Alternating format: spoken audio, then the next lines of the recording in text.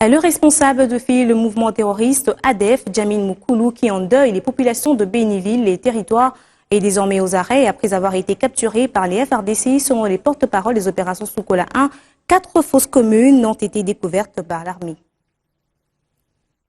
L'arrestation de Djamil Moukoulou est une débâcle totale du mouvement terroriste ADEF, en tout d'abord des sources militaires. Pour le major Massandi Victor, porte-parole des opérations Soukola 1, après cette arrestation, les commandants des opérations de ces mouvements terroristes a été aussi abattu par les forces armées de la République démocratique du Congo. Les FARDC ont abattu d'abord, dans la nuit du 24 au 25 avril, au camp Baroukou, entre la rivière Bango et Semuliki, Kassada, Karoumé, des nationalités ougandaises, la troisième personnalité et commandant des opérations, des islamistes djihadistes des ADEF. Les corps de ces membres du noyau dur des ADEF a été formellement identifiés par tous les services limiers qui détiennent sa photo.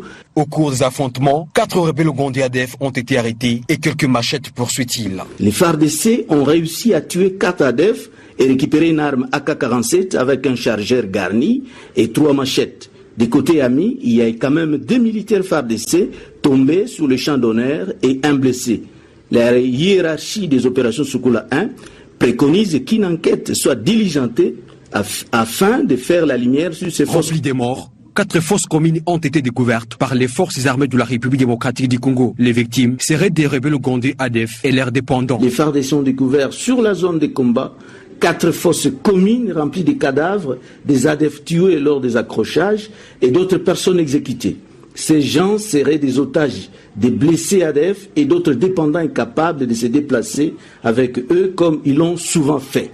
Dans leur fuite, ils ont abandonné quelques tenues militaires, des soutanes musulmanes et des vivres. C'est de cette manière que ces mouvements terroristes étaient organisés, renseigne Major Massandi Victor. Il y avait un noyau dur qui était dirigé par Djamil et secondé par Baroukou, et un état-major de coordination qui était chapeauté par Kassada, et 8 groupes satellites prêts à opérer à Béni dans les environs. Ces 8 groupes satellites sont des unités de diversion, des ravitaillements et des couvertures qui tuent sans pitié.